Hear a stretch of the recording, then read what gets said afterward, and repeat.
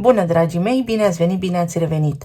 Sunt Meme și ca de fiecare dată înainte de a începe, vă reamintesc cât de minunați și de puternici sunteți. Astăzi sunt alături de voi cu previziunile pentru zilele ce urmează, pentru acest weekend sau pentru momentul în care accesați voi acest clip. Toate informațiile de aici au caracter atemporal, întrucât timpul este un concept relativ. Vă rog tare mult să luați doar ceea ce rezonează cu voi sau ce se aplică pe situațiile voastre de viață. Vă mulțumesc tuturor celor care îmi sunteți alături. Vă rog tare mult să nu uitați, dacă aveți plăcerea și puteți să faceți asta, să vă abonați și să apreciați clipurile, pentru că asta mă ajută pe mine și ajută acest canal să crească. Ieri nu am putut fi alături de voi pentru că am avut o durere de cap cumplită, nu m-am simțit deloc în formă, însă astăzi recuperăm. Pe lângă asta m-am supărat și m-am necăjit puțin, vă voi spune imediat despre ce este vorba, dar până atunci să vedem ce ne aduce perioada ce urmează. Și vorbim despre vibrația 1 și 2. Prin perspectiva lui Richard Rudd, pentru vibrația lui 1 avem frumusețe, prospețime și entropie, iar pentru vibrația lui 2 avem unitate, avem orientare sau dislocare. Ce înseamnă asta pe scurt? Alegerea îți aparține ție, ai la îndemână toate uneltele necesare și potrivite pentru a alege frumusețea și pentru a te orienta către frumusețe, ajungând alături de oamenii potriviți ție, care să îți confirme și alături de care tu să te dezvolți, să îți confirme că viața poate fi și frumoasă. Altminteri intervine entropia, adică acel proces absolut natural de a pierde controlul asupra lucrurilor, de a se produce haos și bine vedem ce se întâmplă în această lume. Și atunci intervine și dislocarea emoțională, dislocarea la orice nivel. Pentru că nu suntem aliniați așa cum ar trebui să fim. La sursa primordială, nu la cea creatoare, pentru că sunt două concepte diferite. Astfel că sub arcanele magicianul și înalta preoteasă avem acces la cunoașterea interioară și la mentalul colectiv sau la câmpul acesta invizibil de energie, să descărcăm informații prin intuiția noastră pentru a manifesta cel mai apropiat potențial de manifestare care există în acest moment pentru noi. Eu aici vorbesc tot despre un potențial de manifestare pentru că descarc și citesc câmpul colectiv. Apoi, din punct de vedere astrologic, avem un dialog între Marte și Saturn. Este vorba și despre stabilitate emoțională, este vorba și despre faptul că Marte este în perioada de retrogradare în Rac. Acest aspect poate aduce la suprafață strămoșii, neamul, rădăcinile noastre, trecutul sau părinții. Vă puteți orienta către frumusețea experienței voastre de viață, către amintirile voastre de suflet pentru a vindeca rănile care pot avea legătură cu părinții, cu trecutul, cu tot ceea ce s-a întâmplat în viața voastră până acum, pentru a atinge o stare interioară de armonie, pentru stabilitate emoțională. Având în vedere că avem foarte multă energie în Pești acum, avem și Nodul Nord, și Venus, și Neptun, și Luna, și Saturn, toată această infuzie, tot acest impuls, guvernat desigur de Neptun, ne poate face foarte visători. Neptun înseamnă și imaginație, și iluzie, și decepție, și spiritualitate, și conexiune cu sursa primordială. Plutim pe aripile vântului, putem avea parte de o iubire foarte romantică în zilele ce urmează, ne susțin Soarele și Jupiter cu entuziasm în acest sens, ne putem simți mai bine, poate vom avea și ceva zile însorite, sper eu, pentru că în acest moment cerul este negru. Apoi avem un dans interesant și între Uranus și Saturn, care ne spune clar și răspicat, lumea veche trebuie să plece, lumea nouă trebuie să înceapă. Sau ceva de genul, las vechiul în urmă și îmbrățișez noutatea din viața mea, pentru că structura veche se dărâmă pas cu pas, încet, încet.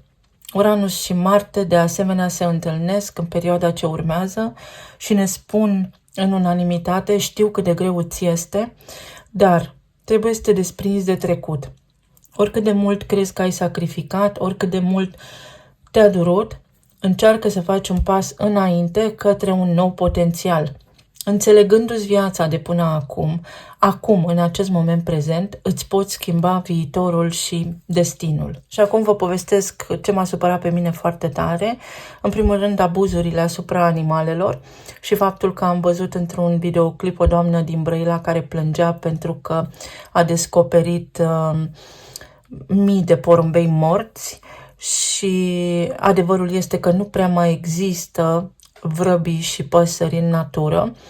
Nu știu dacă știați, dar la ciripitul lor, odată cu sunetul pe care ele îl emit, trezesc natura. Acela este semnalul pe care natura, plantele, îl primesc pentru a începe toată viața organică.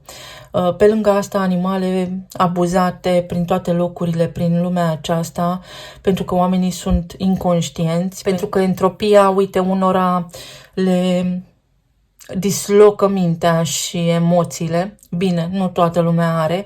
Am vorbit noi acum câteva emisiuni că nu toți suntem la fel. Unii sunt mai mult roboți decât oameni. Și în al doilea rând, pentru că se umblă din nou la frecvențe și la câmpul de energie, având în vedere ce s-a întâmplat cu porumbeii, mi-a dat de gândit. Ori este adevărat ceea ce se spune, nu am de unde să știu pentru că nu am avut niciun porumbel rănit sau mort lângă mine, și anume faptul că sunt hibridizați. Știu că sună SF, dar căutați să vedeți că există așa experimente. În Japonia au început un experiment de hibridizare a omului cu animale, este publică informația. Ori din cauza că ei stau foarte des pe firele de înaltă tensiune, au existat foarte multe impulsuri, foarte multe radiații electromagnetice în ultima perioadă și a fost un surplus pe partea electrică care i-a doborât. Însă nu doar porumbei au avut de suferit, am văzut foarte multe mesaje în comentariile de la videoclipul respectiv în care oamenii spuneau că și găinile și iepurii au căzut săptămâna trecută ca secerați, așa, timp de câteva secunde, după care aia a fost, au părăsit planul fizic. Animalele și ele au un egregor propriu și sunt pe o anumită vibrație care contează în acest spațiu și în acest timp, pentru că lumea aceasta este creată și ea cu sens, așa. Astfel că vă rog tare mult, dacă găsiți de cuvință ori de câte ori aveți ocazia să ajutați animalele. Trăim niște vremuri nebune și vă aduc toate aceste informații la cunoștință, pentru că dacă le conștientizăm, putem transforma lumea. Când mă gândesc la toate așa pe ansamblu și înțeleg rolul animalelor în societate, mă întristez pentru că omul a ajuns să se poarte de cele mai multe ori ca o fiară și să nu mai aibă compasiune față de necuvântătoare, în timp ce ele însele parcă sunt din ce în ce mai unite, ele animalele. Ajutați animalele, acolo unde sunteți, iubiți animalele, pentru că ele ne respectă și sunt aici pentru noi. Să vedem ce ne ajută astăzi, ce ne aduce ziua. Uite, la revedere, viață veche, bine ai venit, viață nouă. Se corelează cu absolut tot ceea ce am spus. Aspectul dintre Uranus și Saturn. Ambii sunt guvernatori în astrologia tradițională de Vărsător. Iar Vărsătorul spune egalitate, fraternitate, inovație, rebeliune și nonconformism. Cumva smucirea. Este nevoie de o smucire, de o zguduială, de un cutremur interior, pentru că Uranus este în Taur acum, în care sau prin care tu să evoluezi. Foarte mult curaj. Este o dislocare de la vechi. Noutăți care pot intra în viața ta, o călătorie, în sfârșit poți călători sau în sfârșit poți face un pas către ceea ce îți dorești. O călătorie foarte sănătoasă, pentru că avem aici un copac. Un mentor spiritual, nu cred în guru, nu-mi place ce se întâmplă în societate, pentru că spiritualitatea a devenit o afacere foarte profitabilă pentru unii, pentru alții. Sursa primordială față de sursa creatoare. Așteptări. O perioadă în care poți evolua pe toate planurile. O perioadă în care, uite, poți avea revelații absolut fantastice când vine vorba despre viața ta sau în ceea ce te privește. Poți identifica ce gânduri ai, ce tipare folosești în activitatea ta zilnică, ce deprinderi comportamentale ai și care dintre ele te blochează, pentru că unele dintre ele te blochează. Ce te blochează? Ce te ține pe loc? Și poate fi aici o persoană care te ajută. Uite ce frumos. Avem iepurașii.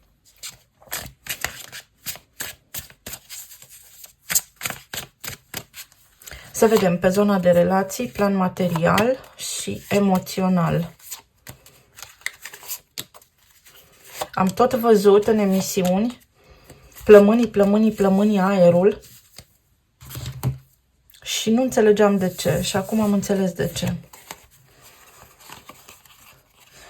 Să vedem pe zona relațiilor. Uite, transformarea despre care ne vorbește Pluton în Vărsător acum. Vorbim aici și despre capacitatea ta interioară de a lua o hotărâre în ceea ce privește persoana iubită și hotărârea aceasta poate fi de genul: ok, am luat o hotărâre să fiu împreună cu această persoană, dar o accept așa cum este, sau am luat o hotărâre și indiferent de sentimentele mele pentru această persoană, o las să fie, indiferent unde se duce, indiferent alături de cine este, chiar dacă nu este cu mine, pentru că înțeleg un plan mai mare, înțeleg și că dragoste cu sila nu se poate. Cei care sunteți singuri, printr-o minune, să-i spun așa, printr-un eveniment din acesta de tip sincronicitate, puteți întâlni pe cineva în perioada ce urmează, într-un moment de profunzime, într-un moment de introspecție, când aveți voi o revelație. Este fie o călătorie aici pe care o faceți și puteți întâlni pe cineva, fie pur și simplu este un moment prielnic, o aliniere energetică foarte puternică între voi și un potențial partener. Cei care sunteți în relații deja formate, este un weekend de pace, un weekend în care faceți drumuri care au legătură cu voi, este un weekend în care domnește armonia, este un weekend în care unii dintre voi posibil să fiți melancolici, nostalgici sau foarte, foarte sensibili, mai ales aceia dintre voi care sunteți empatici. Este și un weekend în care rezolvați lucruri importante care vizează traiul zilnic, partea financiară, în care poate faceți cumpărături, sau o perioadă în care evoluați împreună, vă apropiați unul de celălalt. Avem 2 de cupe, 8 de bâte, 9 de monede și moartea. De asemenea, este o perioadă foarte bună pentru autocunoaștere, pentru a ști cine sunteți voi.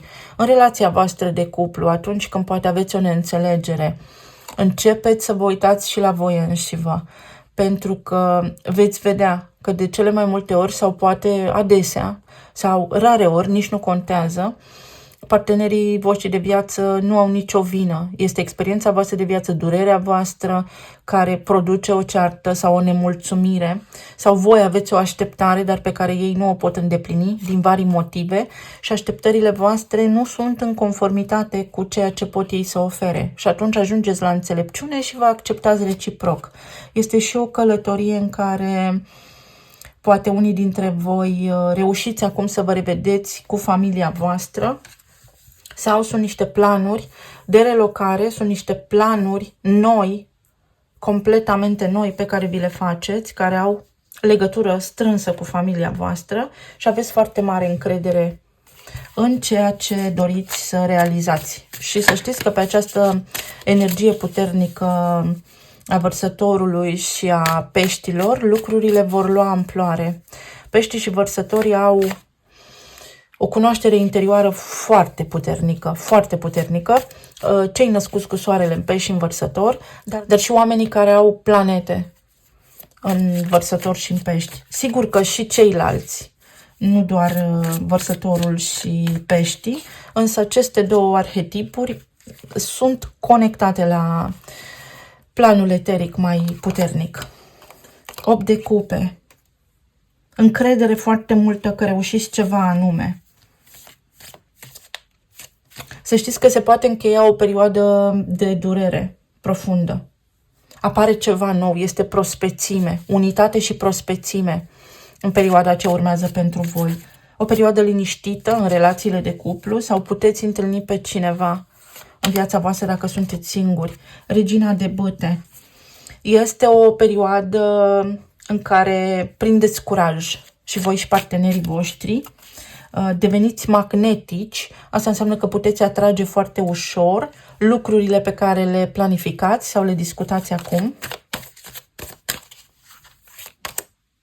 Pajul de spade, planuri noi de viitor. Sunt planuri noi de viitor, sunteți sfătuiți de cineva, ori aveți prieteni de familie, ori voi unul cu celălalt, dezbateți niște chestiuni importante despre viață și învățați unul de la celălalt. Sau vă sfătuiește cineva și o face spre binele vostru, un mentor, un părinte, un prieten de familie bun. Regele de cupe. Cum să faceți să atingeți această abundență, prosperitate, prospețime emoțională? Aici vorbim despre echilibru emoțional. Ajungeți la o concluzie. Este o perioadă foarte bună pentru relațiile de iubire. Este foarte multă armonie aici. Sunt emoții puternice unul față de celălalt, foarte multă compasiune, foarte multă blândețe, foarte multă înțelegere. Fulgul de nea, perfecțiune, delicatețe, fragilitate, tipare și știm despre experimentul domnului doctor japonez care vorbea cu apa și apa se cristaliza în funcție de informația pe care o primea din exterior, simetrie, lucruri foarte precise, lucruri despre care discutați și este o aliniere în gândire a voastră cu cineva anume, cineva care are grijă de voi, o atenție sporită din partea partenerilor sau poate este o perioadă în care ar trebui să vă acordați atenție reciproc. Cristalizare, o perioadă foarte bună pe zona relațiilor în care puteți obține lucrurile pe care înainte nu le obțineați. O țintă foarte sigură. Vă îndreptați către un nou ideal, către un nou plan, către o nouă viață, mulți dintre voi. Din nou ideea de precizie și de strategie. Puneți la cale ceva. Ori o persoană anume pune la cale ceva și vă ajută, ori voi împreună cu partenerii de viață puneți la cale ceva și este o nouă viață, este un nou potențial, este ceva ce are succes, aduce succes. În zona planului material avem 2 de bâte, soarele, 5 de monede, nebunul și regele de bâte. Recuperați o pierdere sau planurile pe care vi le faceți acum sunt întocmai pentru a evita pierderi, pentru a vă redresa la nivel financiar. Sau este vorba despre o decizie, despre niște planuri pe care le faceți, în care aveți încredere, trebuie să aveți încredere și forță să le implementați și acele planuri vă aduc succes și rezultatul dorit. Poate fi vorba și despre o discuție de negociere cu un superior, poate fi vorba și despre un plan, o dorință îndeplinită, o achiziție pe care o puteți face sau poate prindeți curaj să faceți o investiție pe care înainte nu aveați curaj să o faceți. Este progres și pe zona financiară. Uranus și-a revenit în mers direct și acum parcă aduce mai multă claritate în ceea ce privește, uite, împăratul, în ceea ce privește planul financiar. Este nevoie de un pic de independență financiară sau este vorba despre un nou loc de muncă mai bine plătit, despre o relocare, despre niște așteptări pe care le aveți de la un nou loc de muncă sau dacă așteptările voastre nu sunt îndeplinite în acest moment la nivel financiar, există aici o oportunitate de a vă crește veniturile sau de a obține un nivel de siguranță care vă ajută pe voi. Vă aduce mulțumire perioada ce urmează. Judecata. Posibilitatea de a lua decizia corectă în funcție de experiențele din trecut. Poate fi o renegociere sau reluăm niște discuții mai vechi, un plan mai vechi pe care l-am avut, pentru că acum este perfectă alinierea în spațiu și în timp. 7 de bâte. Și avem și forța fizică și întreg cadrul este propice pentru această dezvoltare. Este momentul potrivit în care să forțezi, cu ghilimelele de rigoare, puțin lucrurile pentru a obține ceea ce îți dorești la nivel financiar. Nu este timp de pierdut. Oh, ce frumos! Întotdeauna simt energia înainte de a vedea cărțile și cumva sunt corelate toate informațiile pe care le transmit între ele însele. Asul de monede, înaltul preot și puterea. O bucurie interioară, o bucurie imensă, un angajament ferm, încredere în viața ta, încredere în persoana iubită sau încredere că poți întâlni pe cineva, încredere că iei decizia corectă, indiferent dacă ești într-o relație stabilă de cuplu sau nu și, spre exemplu, dorești să te separi de persoana respectivă pentru că știi că vă este mai bine fiecare pe drumul propriu, acest angajament față de tine însuți și eliberarea fostului sau fostei, pe tine te duce către o nouă viață. Și sigur că este dureros să faci o schimbare, orice sacrificiu din acesta, pentru că vorbim și despre arhetipul peștilor, este greu de făcut sau pare greu de făcut, însă ceea ce te așteaptă pe tine, pe acest potențial, pe această vibrație și pe această frecvență, este absolut minunat. Un angajament. Este vorba aici și despre o revenire, despre o resuscitare, o reînviere la viață. O inimă care bate de bucurie. 8 de spade. Trebuie doar să vezi, doar să crezi. Poate fi vorba și despre faptul că aștepți ca cineva să se însănătoșească și primești o veste bună, că persoana respectivă se simte din ce în ce mai bine sau își revine subit. O mică situație de criză care se rezolvă. Regele de cupe. Sau te simți tu captiv, prins într-o viață pe care nu o mai recunoști, într-o situație din care vrei să ieși și te ajută cineva. Te învață cum. Sau prin puterea exemplului te inspiră cineva foarte puternic să faci o schimbare și este una excepțională. Înalta preoteasă.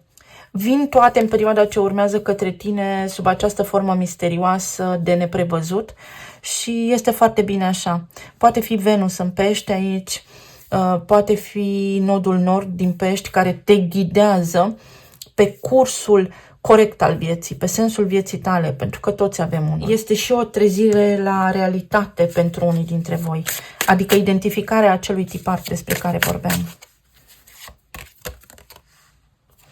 Răspunsurile potrivite ajung la tine, găsești răspunsurile și vei ști dacă ceea ce planifici tu este corect sau este cu potențial favorabil, este corect, este prosper. Potențialul pentru voi în perioada ce urmează este acela de a schimba ceva și este o schimbare profundă pe toate planurile. Pentru unii dintre voi poate fi aici o cerere în căsătorie. În sfârșit se întâmplă ceva sau așteptați un răspuns de la cineva și răspunsul respectiv este emoțional, este romantic, o perioadă romantică. Talismanele.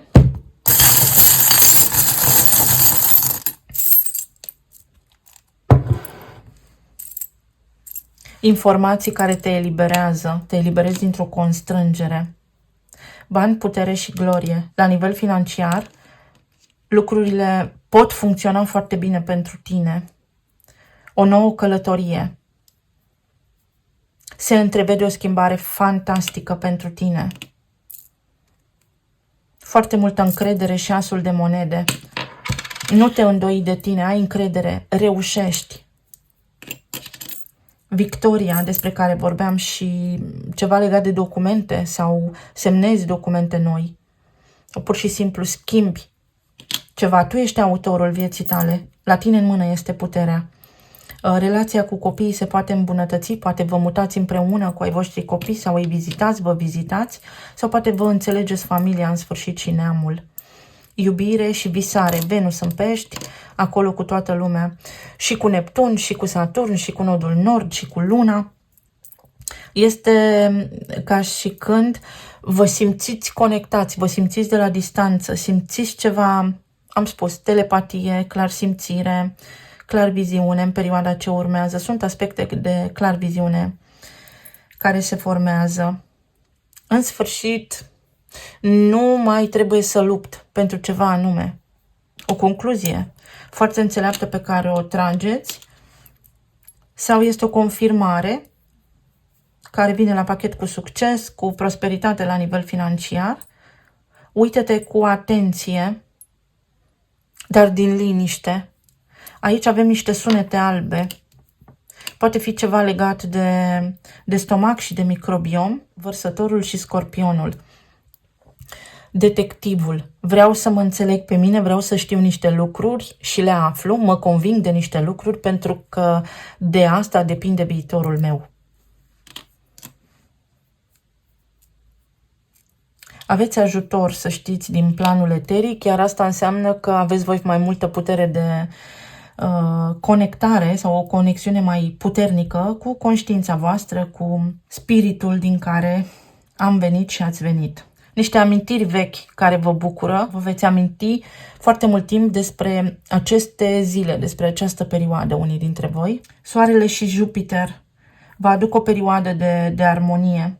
Pentru unii dintre voi este o bucurie interioară nemărginită în perioada ce urmează. Ceva ce a fost necunoscut vă devine foarte clar. Pe de altă parte, este un fel de mesaj de atenționare pentru unii dintre voi care spune, atenție, să nu repeți istoria. Atenție, se poate repeta istoria. Poate fi de bine sau poate fi mai puțin favorabil evenimentul. Nod și sud, nodurile lunare. Fecioară și Pești. Armonie între planul material și cel spiritual. O conștientizare foarte puternică. Și pentru alții dintre voi este nevoia să vă hidratați mai mult. Hidratarea este foarte, foarte importantă în perioada ce urmează. S-ar putea să simțim gâtul uscat, nasul uscat. Vă mulțumesc tare mult. Vă doresc să aveți un weekend minunat, o perioadă minunată. Vă doresc mult bine, vă îmbrățișez cu drag. Pa, pa!